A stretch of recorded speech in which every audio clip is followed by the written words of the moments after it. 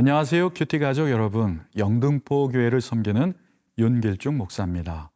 오늘도 하나님의 말씀을 나눌 수 있는 은혜에 감사를 드립니다. 우리가 살아가는 세상은 때로는 혼란스럽고 또 마음을 낙심하게 만들기도 하지만 그럴 때마다 변치 않는 하나님의 말씀은 우리 마음의 중심을 잡아주시고 삶의 방향을 새롭게 세워주십니다. 오늘 주시는 말씀은 스가랴 9장 9절에서 17절까지의 말씀입니다. 이 말씀은 하나님께서 오래전부터 약속하신 메시아, 곧 우리에게 오실 왕이 어떤 분이신지를 보여줍니다. 스가랴 9장 9절에서 17절 말씀입니다.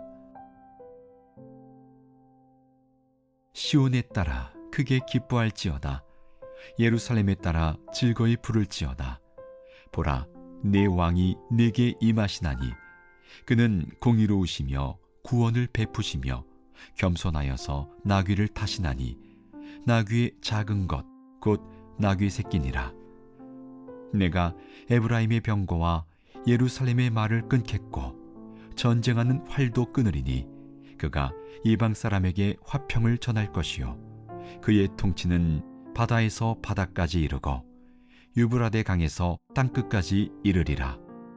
또 너로 말할진대 내 언약의 피로 말미암아 내가 네 갇힌 자들을 물 없는 구덩이에서 놓았나니 갇혀 있으나 소망을 품은 자들아 너희는 요새로 돌아올지니라.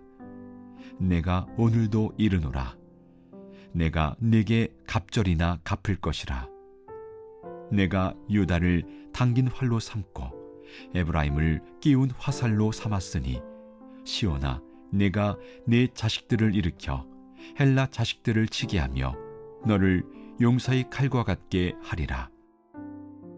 여호와께서 그들 위에 나타나서 그들의 화살을 번개같이 쏘아내실 것이며 주 여호와께서 나팔을 불게 하시며 남방 회오리 바람을 타고 가실 것이라.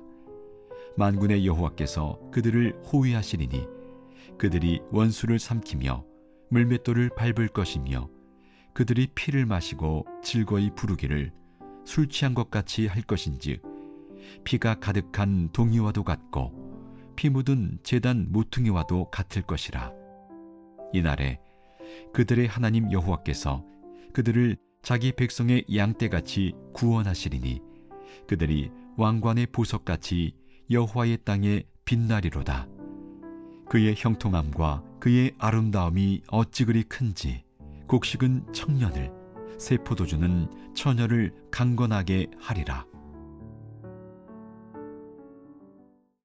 본문은 이렇게 시작합니다. 9절 말씀입니다.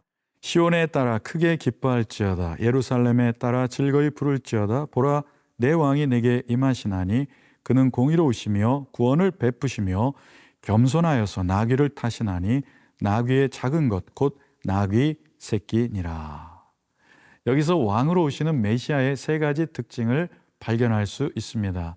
첫째는 의로우신 왕입니다. 인간 왕은 불의합니다. 자기 야망을 채우려 하지만 예수님은 의로우신 왕으로 오셔서 공의로운 나라를 세우십니다. 둘째는 겸손하신 왕입니다. 그분은 말이 아닌 나귀를 타고 오십니다. 전쟁이 아닌 평화의 상징으로 오시는 것이죠. 셋째로 평화의 왕이십니다. 그는 이방인에게도 화평을 전하시고 그의 통치는 바다에서 바다까지 땅끝까지 미칩니다. 세상의 왕과 전혀 다른 의와 겸손과 평화로 오시는 왕이 바로 예수 그리스도이십니다. 예수님이 오시면 역사는 새로운 질서에 놓이게 됩니다. 유대인과 이방인의 장벽이 허물어지고 하나님과 인간 사이의 단절이 회복됩니다. 여전히 분열과 장벽은 세상 속에 존재하지만 주님의 재림의 때에는 완전한 샬롬의 상태가 될 것입니다. 사랑하는 여러분, 예수님께서 의의 왕, 겸손한 왕, 평화의 왕으로 우리에게 오셨습니다. 그리고 우리는 그분의 다시 오심을 기다립니다. 우리의 비전은 예수님의 평화의 통치가 온 땅에 임하기를 사모하며 기도하는 삶입니다. 다시 오실 왕 예수님을 대망하며 어떠한 일에도 낙심하지 않고 소망 가운데 살아가는 삶이 되시길 축복합니다.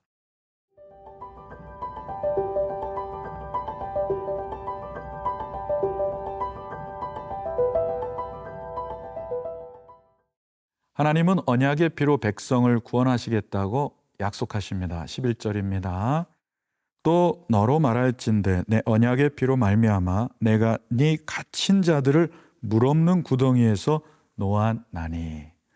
이스라엘은 마치 깊은 구덩이에 갇혀 스스로 빠져나올 수 없는 상태였습니다. 이 구덩이는 우기 때 물을 저장했다가 건기 때 식수로 쓰는 저장 탱크이기 때문에 매우 커서 밖에서 줄을 던져 건져내지 않으면 빠져나올 수 없는 곳입니다.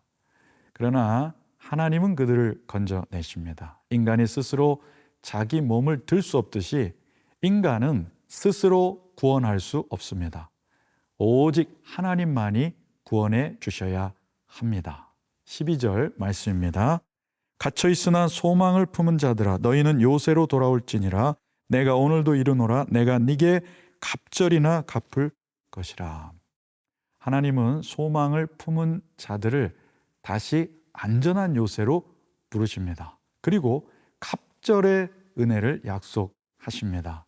이어지는 13절부터 15절 말씀은 하나님께서 친히 싸우시는 장면을 묘사하고 있습니다. 그분의 화살은 번개 같고 나팔 소리는 전쟁의 신호처럼 울려 퍼집니다. 그리고 이렇게 결론 짓습니다. 16절 말씀입니다. 이날에 그들의 하나님 여호와께서 그들을 자기 백성의 양떼같이 구원하시리니 그들이 왕관의 보석같이 여호와의 땅에 빛나리로다. 하나님의 구원은 생존하는 정도가 아니라 우리를 왕관의 보석처럼 빛나게 하십니다. 새 포도주와 햇곡식으로 상징되는 풍요가 임하고 젊은이들이 강건하고 공동체의 생명이 충만합니다. 사랑하는 여러분, 우리는 이 약속을 예수 그리스도 안에서 봅니다. 그분의 피로 갇힌 자리에서 건짐을 받고 하나님의 양떼로 돌봄을 받으며 이 땅에서 하나님의 영광을 드러내는 빛나는 존재가 될 것입니다.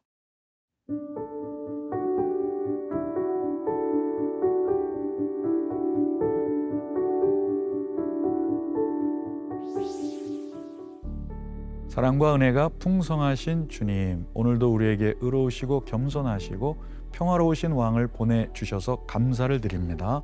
그분의 통치 아래 살게 하시고 다시 오실 왕을 기다리며 살게 하옵소서. 우리의 갇힌 자리에서 건져주시고 왕관의 보석처럼 빛나게 하시는 은혜를 누리게 하옵소서. 우리의 공동체가 생명과 기쁨이 넘치는 자리가 되게 하시고 주님의 통치를 세상 가운데 드러내는 통로로 쓰임받게 하여 주옵소서. 예수님의 이름으로 기도드립니다. 아멘.